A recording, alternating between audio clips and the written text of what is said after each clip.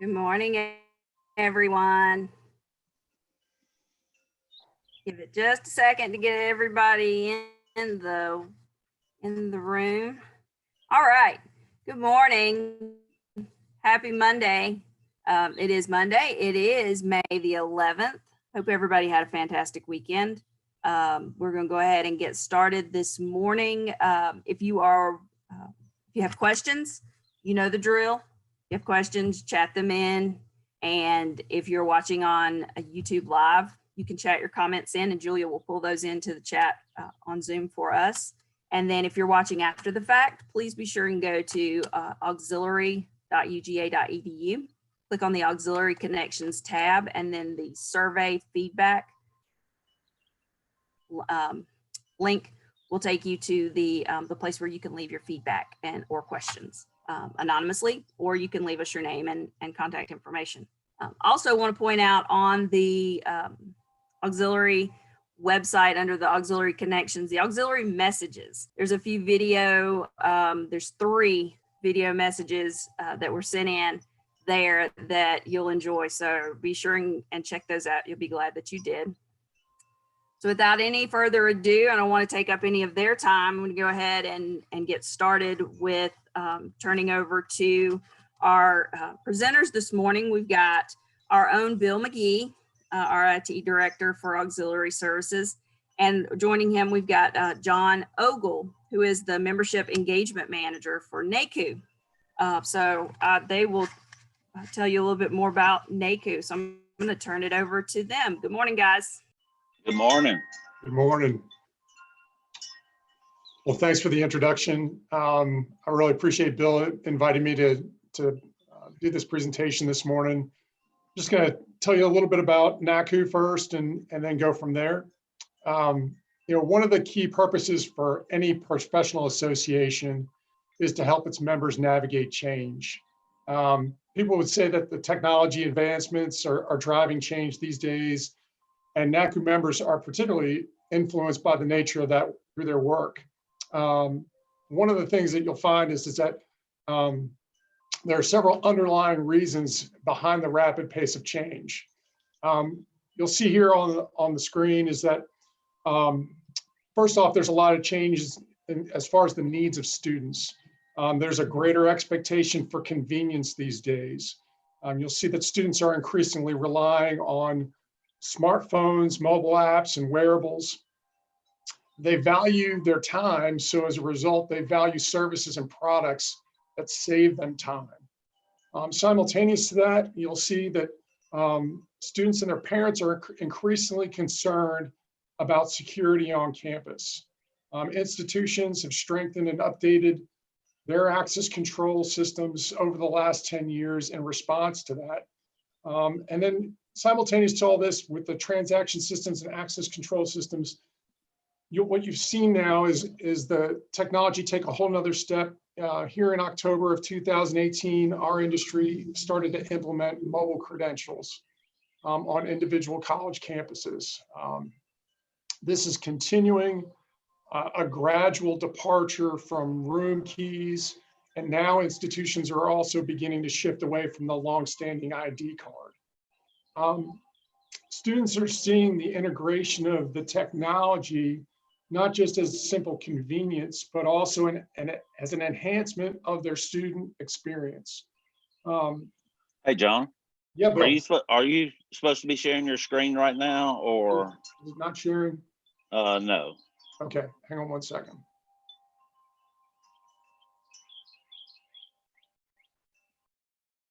Sorry for the technical difficulties, folks. That's okay. Should be done.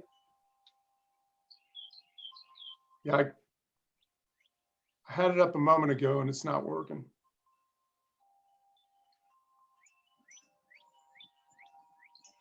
John is sharing your presentation mode. So if you go to share screen and look for all open windows, you'll see the presentation mode somewhere at the bottom there.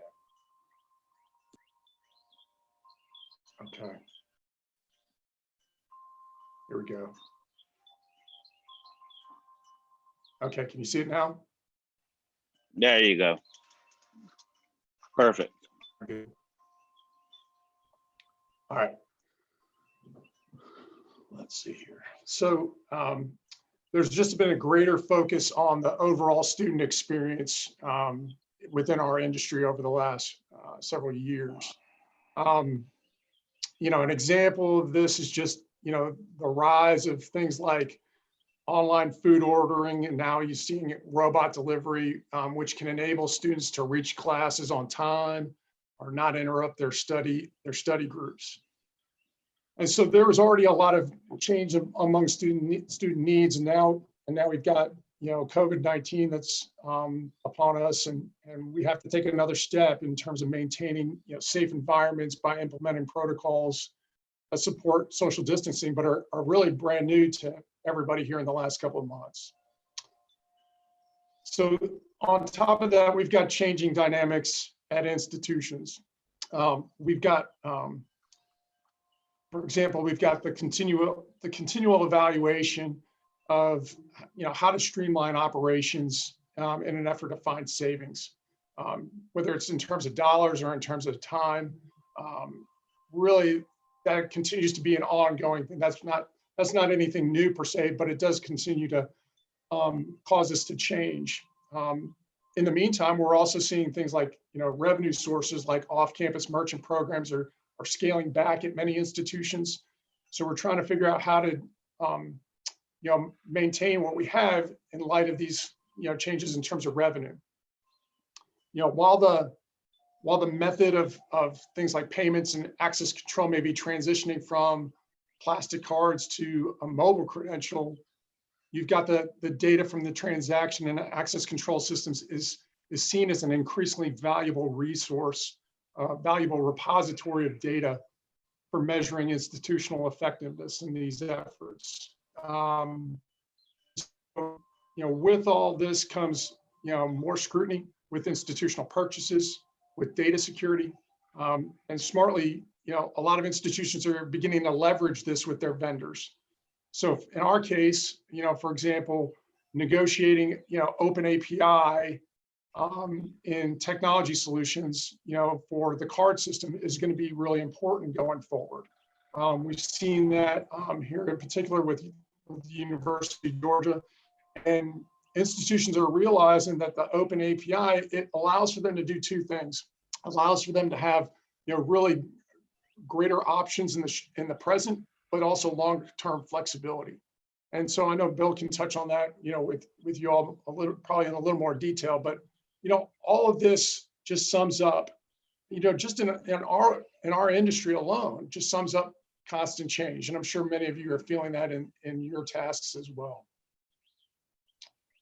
So let me talk to you a little bit about NACCU. NACCU started 27 years ago, and that's when a group of higher education professionals saw the need to get together as they were seeing the campus card industry take off.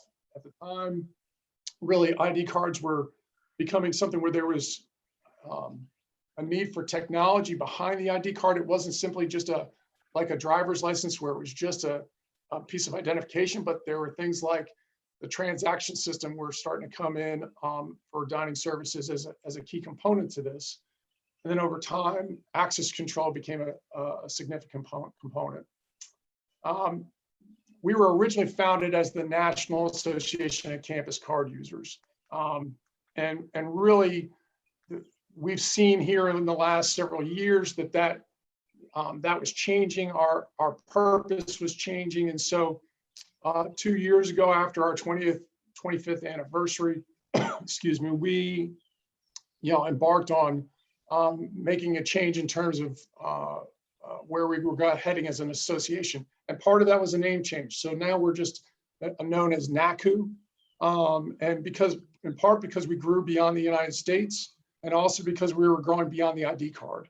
And so let me just tell you a little bit more, you know, about this. And again, you'll see there that really the membership is open with NACCU to all colleges and universities, as well as companies that are involved in the campus card market. I touched on a little bit about what this change was in terms of the brand identity. One of the things here that we really decided to focus on was a new value proposition, that really clearly just describes the focus of where we were going as an organization.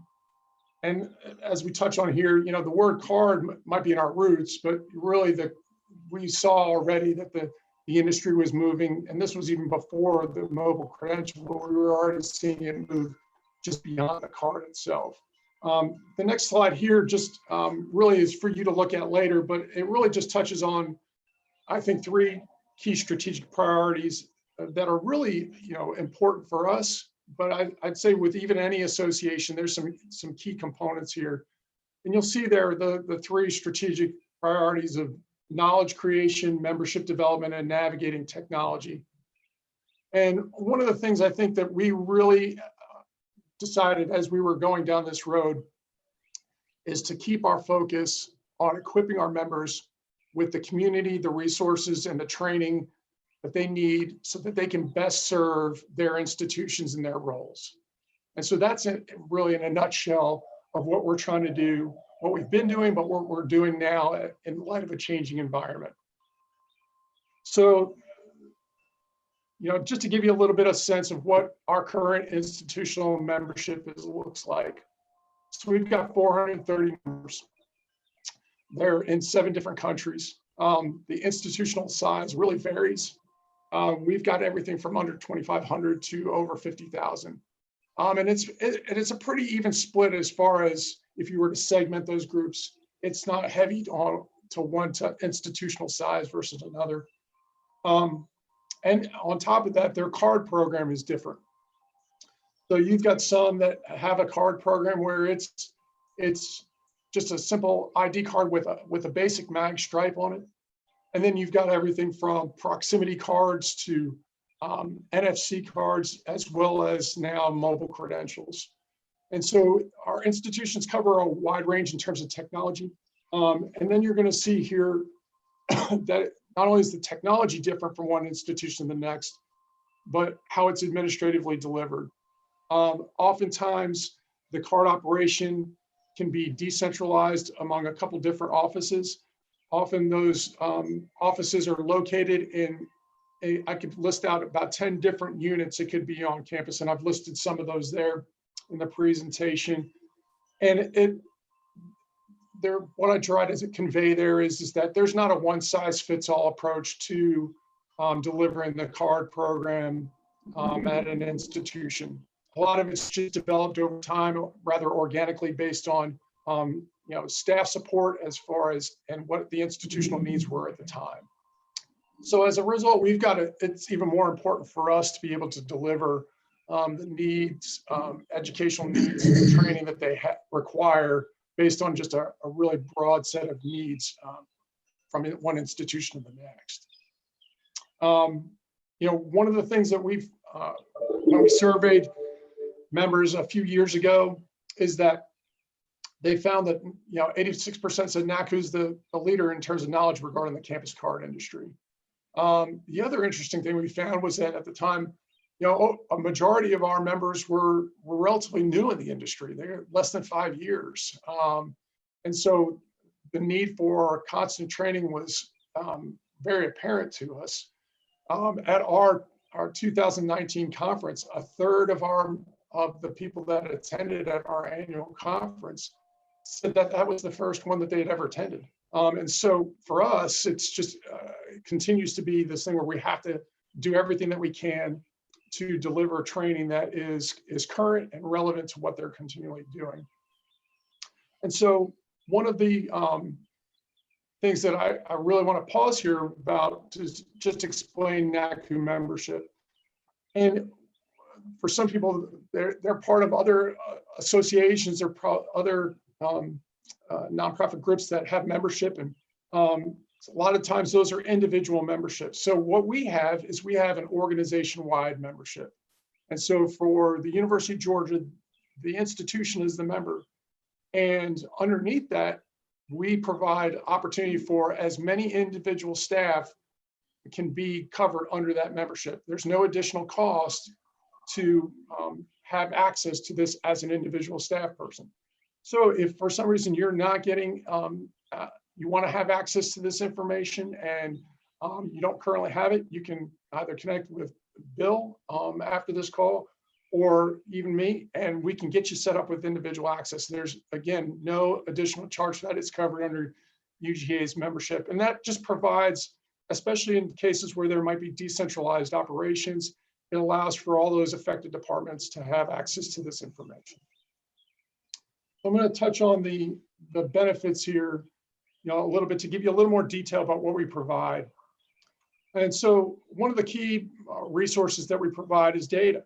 And one of the signature pieces that we collect from our members is our campus profile data. This is, in essence, demographic type of data based on the institution, not only about institutional size, whether it's public or private, but also about the contents of the card program. So we ask things about who's the platform provider, who do you utilize for online and offline locks, who do you use for point of sale systems, and then some of the functionality that's covered under that card program. So it really provides a strong picture of what's going on at that institution.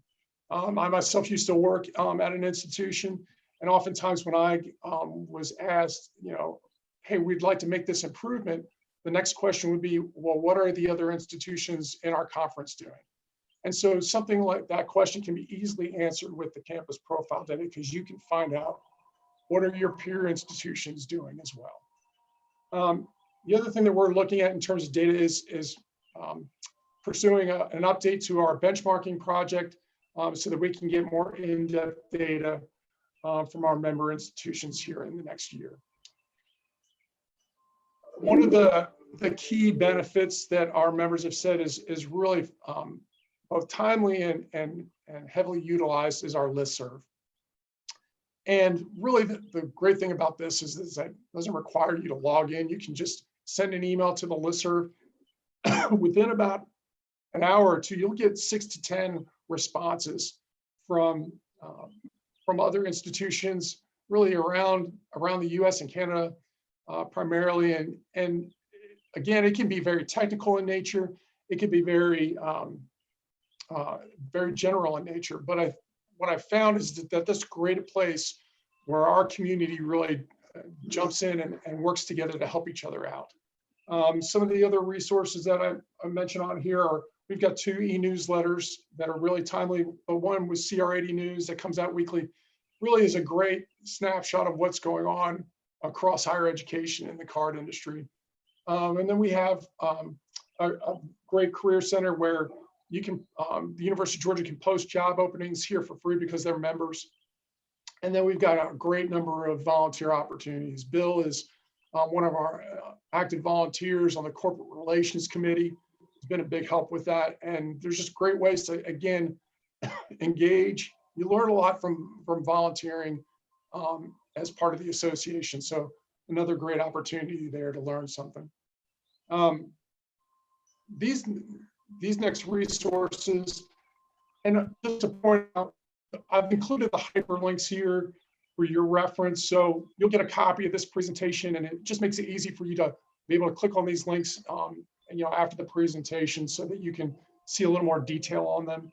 But these resources are things that we've really spent a lot of time here in the last couple of years pulling together.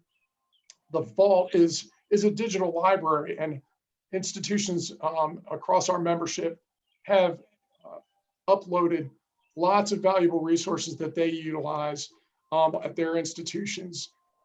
And one of the things that I found, we break it up into several categories. And one of the categories that I find really helpful is our policies and procedures category. It is it really allows for you to be able to, if you have to implement a new policy and you're trying to figure out, well, where can I start? Pull some of the examples from the Vault and start with that versus trying to recreate the wheel and start from scratch. So again, some of the other things that we put in here aren't just for our members, but also for educating other staff on campus. So we've included a terminology guide, compliance links, really as a way to bring other people up to speed. Sometimes when we talk about as I mentioned earlier on the call, things like MagStripe and Prox cards, NFC, you get blank stares from some people. Now, some people understand that, but really being able to convey that in a layman's terms is really important as you're trying to get approval for projects. And so we've developed resources that allow for that. Things like compliance links also include things that have come new to the forefront in the last few years: PCI compliance, GDPR. There's a lot, another set of acronyms for in the higher education alphabet, and those are things to really keep up with in order to stay compliant. Some other things here that we've developed, a primer guide is really, what we've developed there is a template to put together a manual for your unit. In other words, so that you can be able to have a comprehensive manual that not only is it good for new staff coming in, but also if you have part-time staff or student staff and you want to get them trained up to speed real quickly, that's a great tool to have. Our standards and guidelines is in essence almost like an accreditation type of program that an institution goes through to cover all the steps of a comprehensive card program, making sure you have everything in place. And so that program has been going on for the last couple of years, and we've seen some great results from that. The other resources that we have on there are just past conference presentations and web conferences on demand. I'll touch more about the web conferences in a moment, but really there's just a great repository of information that just continues to grow among our resources within NACCU. So I mentioned about, the web conferences. Those are free for all of our members. And so you can join in on any of those. We usually have typically been doing them once a month throughout the year.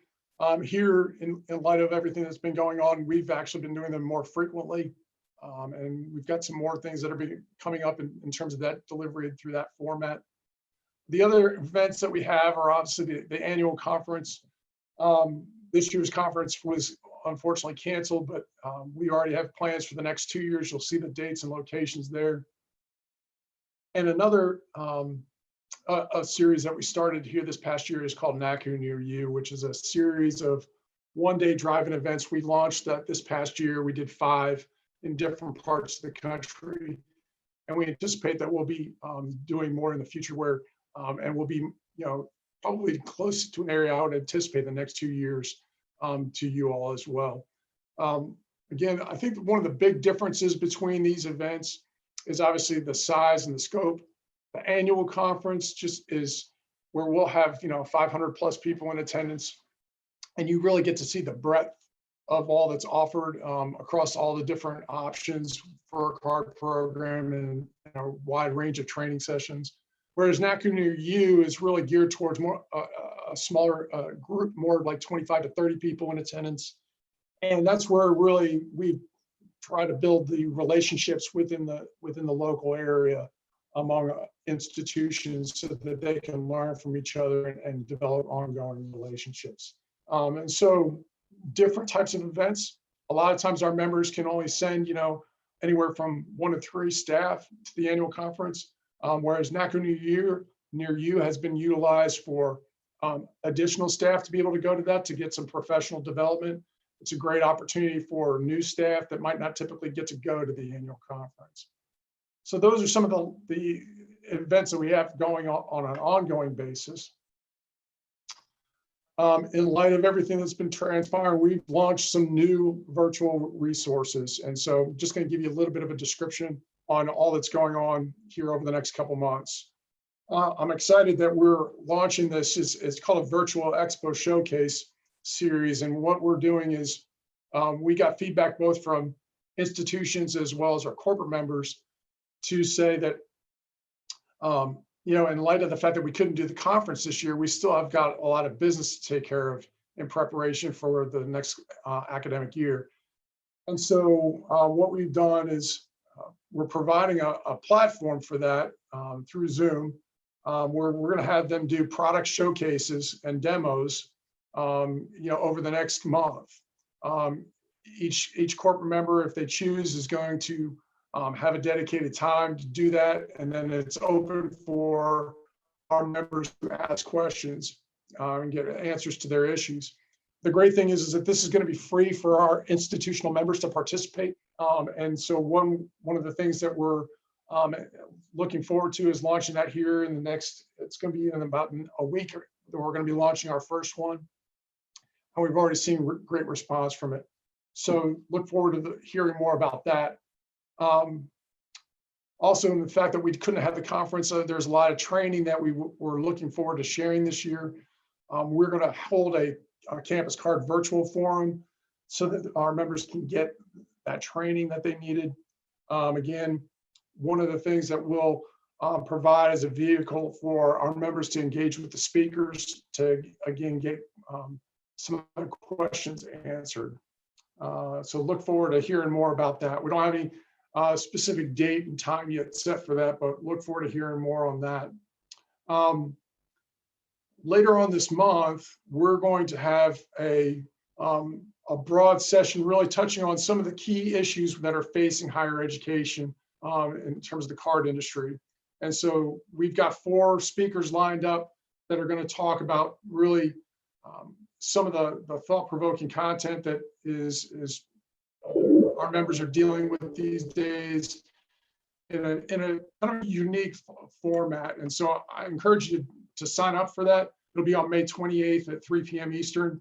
So here are some of the topics that we're touching on. So things like disruption in higher education, how to navigate some of the crisis that's going on right now, focusing on how data can be utilized at your institution.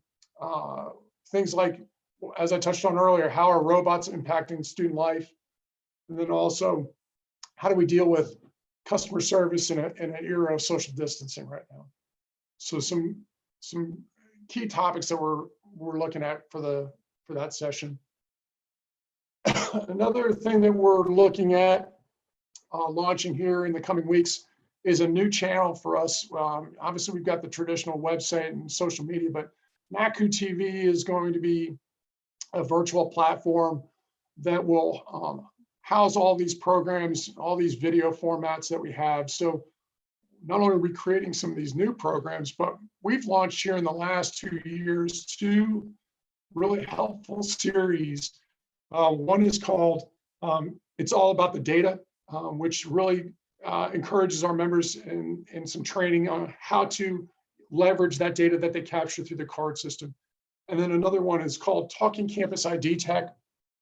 That is a series that we launched, again, 5-minute quick videos to bring staff up to speed on the different technologies that are out there right now. And again, things like the virtual expo showcases are going to be recorded and housed here as well. So look forward to seeing some more about that. And then one of the last things I'll touch on here is our new resource that we launched last week called the Vendor Exchange.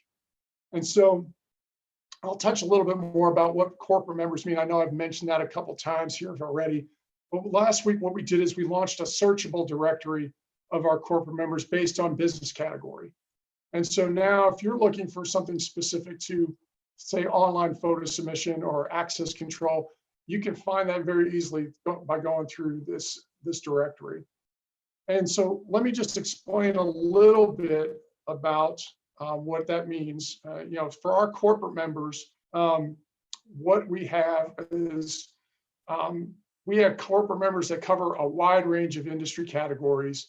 And what we've seen over the last 2 years is tremendous growth among our membership, among our corporate members. So we've seen 40% growth on that. And I think that's only because not only is it a win for our institutional members because there's more options, but what we're seeing is new technologies come to the marketplace. We're seeing a lot of these companies that are joining are startups.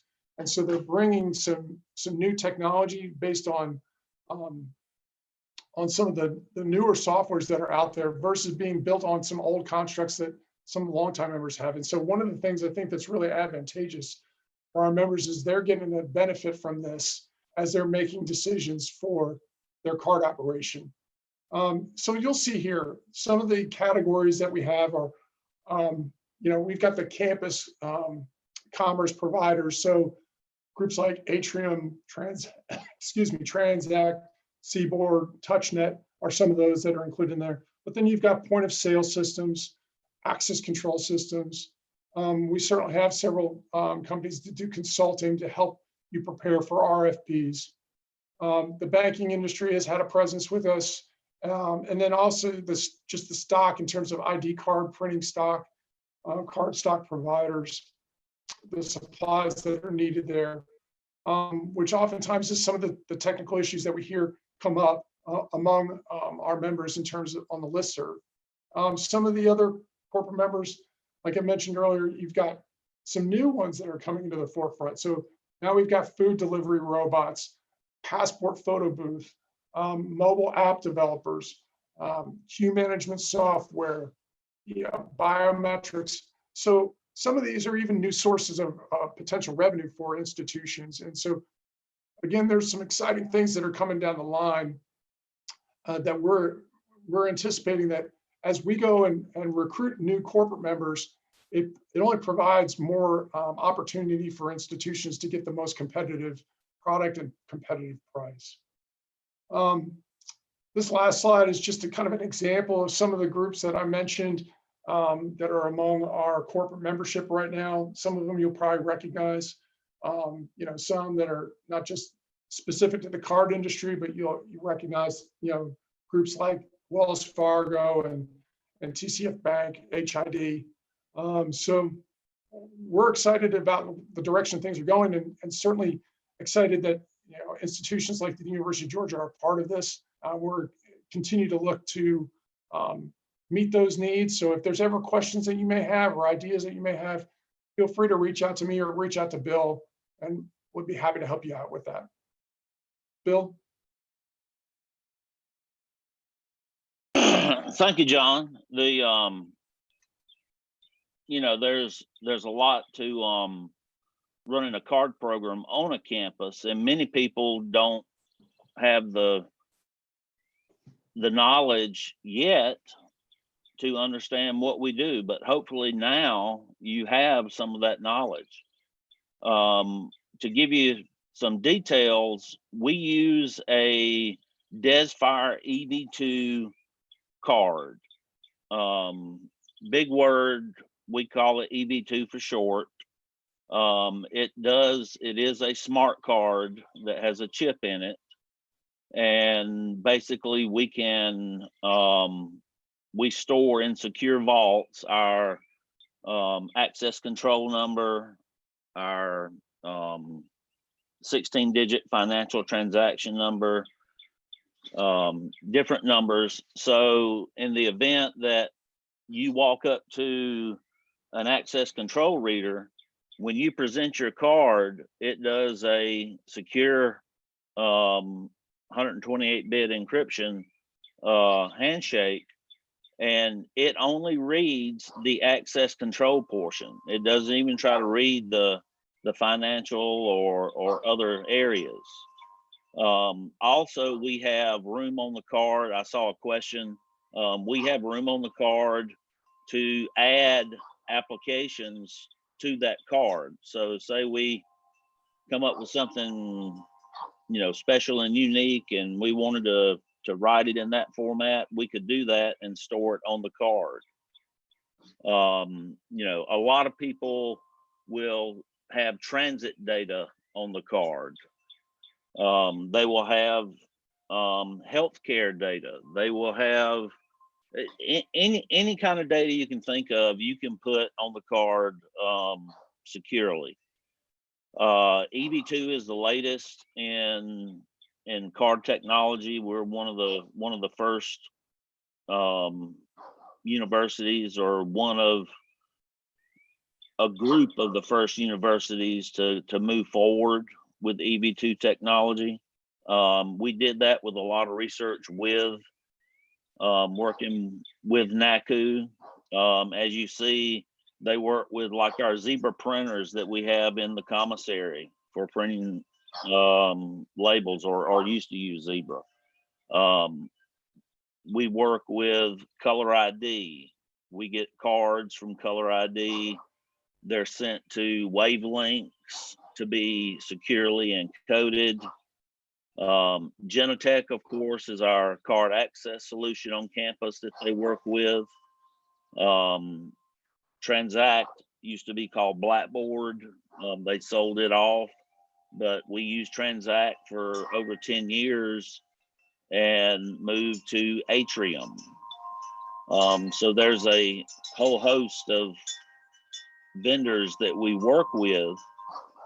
And if you've ever been interested in that card technology, or how when a student presents their card to a cashier and they swipe it on the screen and it deducts a meal plan, or when you go to Ramsey and you or the dining commons and you look at the iris camera and it takes a picture of your iris and compares it and deducts it from your meal plan. This is where all this come from, and we can share that information and get you involved. And like John mentioned, you know, there's a place for jobs and different resources, so you could research and train and become a subject matter expert. And when a job comes open, who knows, you could be the next card access manager or ID card manager. Give you one more tidbit of background and then we'll take some questions. Here at UGA, our card office, which is the UGA card office, is run by Student Affairs. Auxiliary Services runs Atrium, which is a system that runs all the privilege management behind the card. We take and work very closely with the card office, data feeds and different things, and we provide the card office with a secondary program called Valid, which is the actual card production software. So when you go into the card office and get a new ID card or replace a card, they're looking you up in Valid, which makes a call back to Atrium in real time and brings all your information forward so they can make a card. That also ties into the iris camera system, so we can capture a picture of your iris so you can, you know, use the dining commons, use the Ramsey Rec Center. One of the latest projects we're working on, due to COVID-19, we'd actually started this before, but we're not in a hurry. But because of COVID-19, we are implementing photo upload. And what that is the student is given a sort of a set of instructions that tells them how to take their picture, submit it to the card office. The card office will then review their picture. If it's approved, they will use it and make an ID, so that, as you know, on orientation, they stand in line for sometimes 2.5 hours. This will make that process go much faster because the card will already be created. It'll be ready to go. And the only thing they'll have to do is scan their eyes, so they'll have access to Ramsey and to dining services. So as you can see, we're very integrated with the ID card office. We also do work, back-end work for athletic ticketing. We provide the program through Atrium and through a product we created ourselves to show who is eligible for what football games. So we work with a lot of different units on campus, provide data, just go through and offer those services. There's products like event management. There's many programs that we can offer that we have yet to put out there, simply because if we put them all out at one time, we'd never get anything accomplished. So we're going through one at a time, rolling these out, making sure that they're ready for live primetime usage. And so far, we've had a great reception to the products that we have to offer. Atrium is a very strong partner on the card production side. Wavelengths is a very strong partner on the card security side. They do all the card access control. If you've noticed, you got emails to go get a new ID card because the card reader was being changed. That's a project on a high level that Brett Jackson, along with Amanda Patterson from Student Affairs, they were the chairs. On the implementation, myself and Mike Lucas, we were the co-chairs for implementation of that. And so far, we've changed out about 2,000 card access readers on campus. We're in the process now of developing an API, which is a software interface, so that we can have contactless card reads at the dining commons and at retail, so that when a student wants to pay for their meal, whether it be in the dining commons or retail with paw points, there will be a reader, or use the credit card reader. We're still working that out. They'll simply be able to just tap their card, and in just a couple of seconds, it will go through authorize and make that transaction happen. So there's lots going on.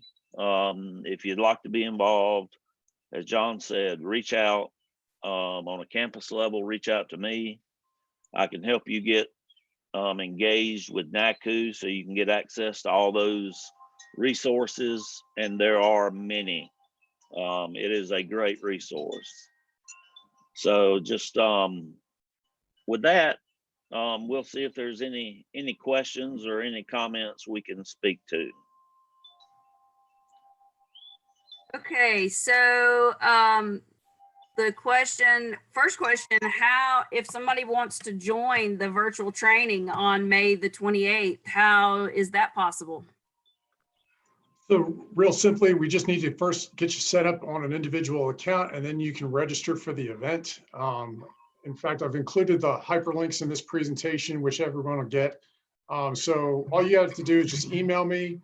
I'll get you set up with the access, and then you can just click on the link to register for the event. Really that simple. Okay, that is simple. So Michael asked a question: do our ID cards, which you've answered, link with smartphones, and can the data store or can the cards store data internally? Which you've answered, but then Kate elaborated off of that and said, going off of Michael's idea, she knows it takes a lot to put student accounts on smartphone wallets. Is there a way to have a phone version of their ID on the UGA app?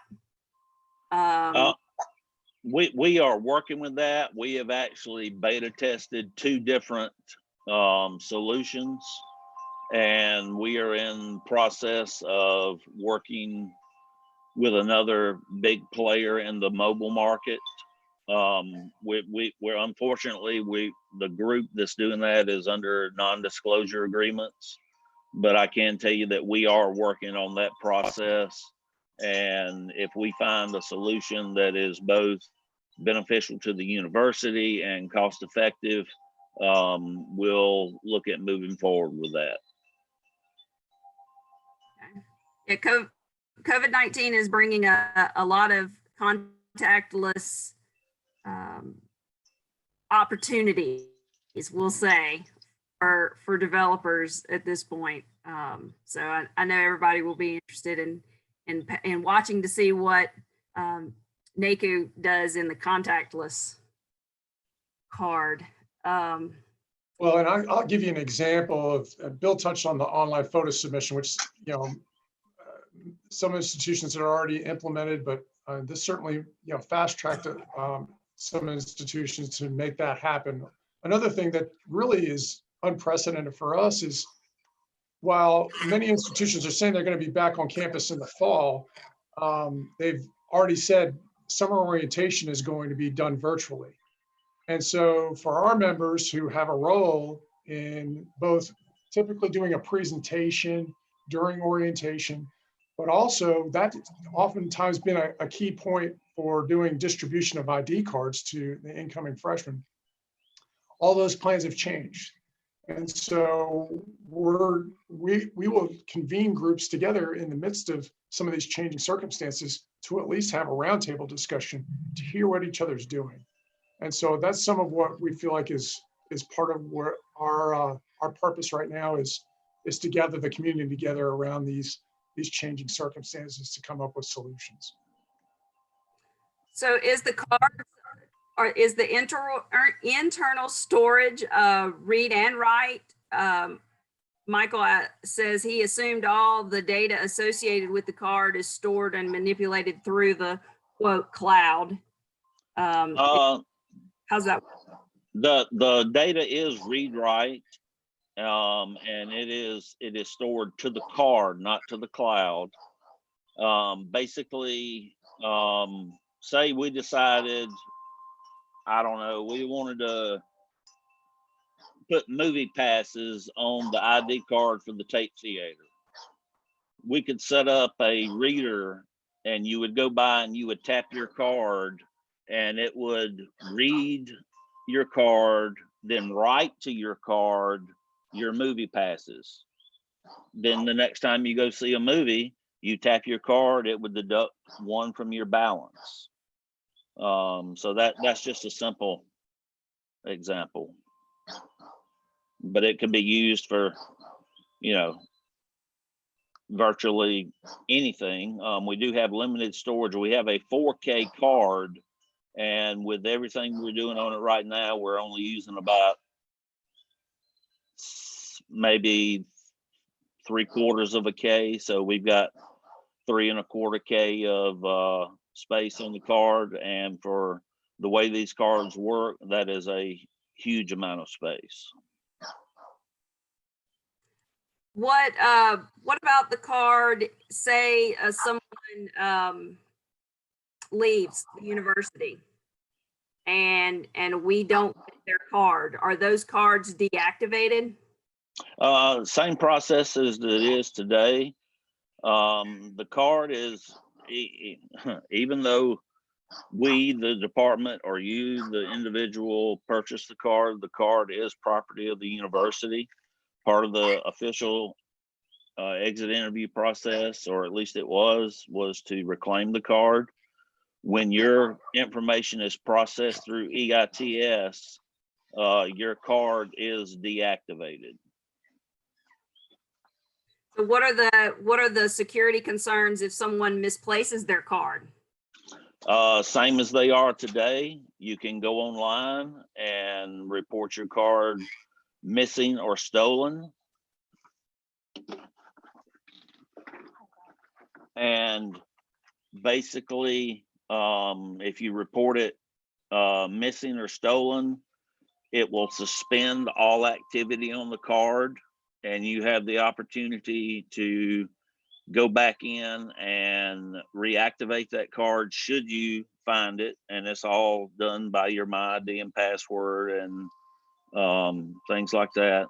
If you do not find your card, you can have a new card made. Once a new card is made, it automatically increments the number and suspends out your old card.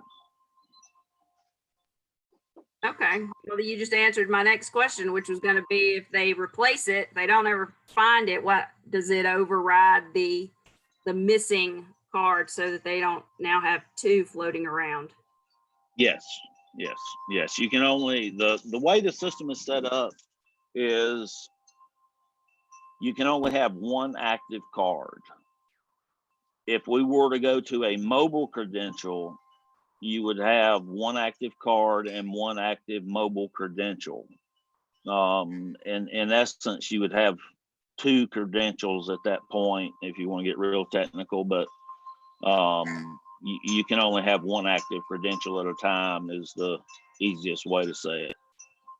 Okay, so piggybacking off of that, if you are a student that becomes an employee, then now you have essentially two identities. You're a student and an employee.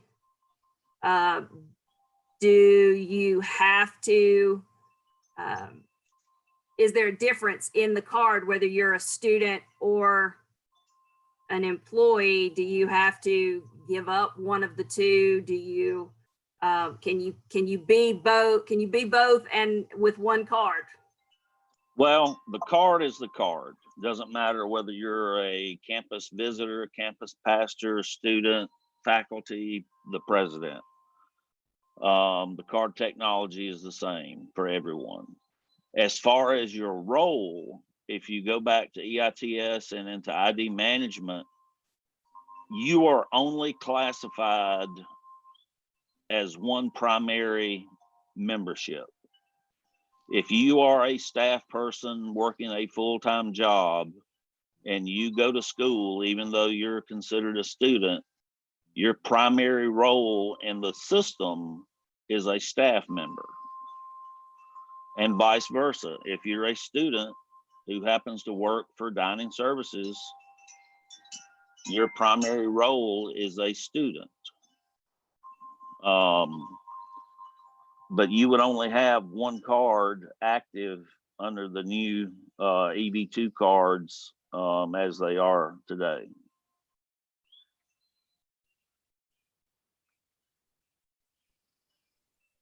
Okay, that makes sense. I just wondered because for the students, their football tickets and their and things like that are associated with their card. And if they changed, I just was curious how how that changed, or if there was a change when they are then also an employee. The only difference would be instead of saying employee or staff or faculty under your picture would say student. The technology of the card is identical, and it's the back-end systems that keep all that reconciled and in check. Okay, and you said it was the same, it interfaces or it communicates with the Genetech, which is the back door or the door access for our. Yep. Yes. Okay. Yeah, it actually has what we call an access control ID number. And if you think about the card as a filing cabinet with multiple drawers, and each drawer is locked. If you only have card access, then the only set of encryption keys on your card would be for card access.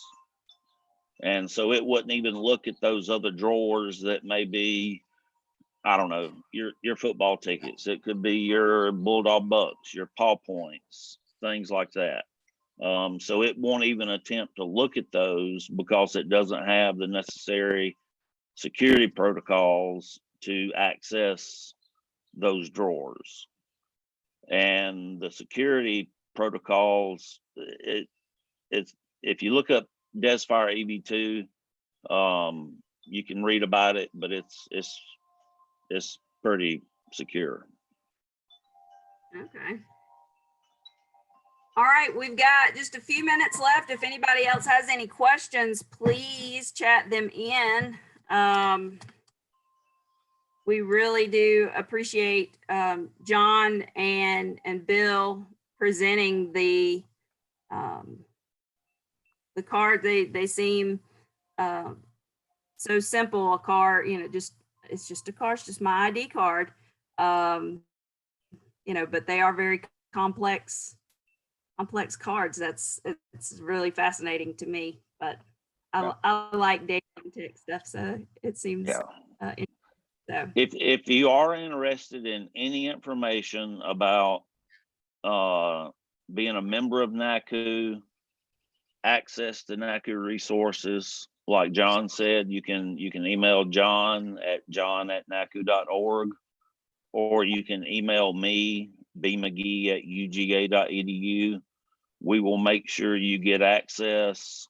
The listserv is an awesome listserv.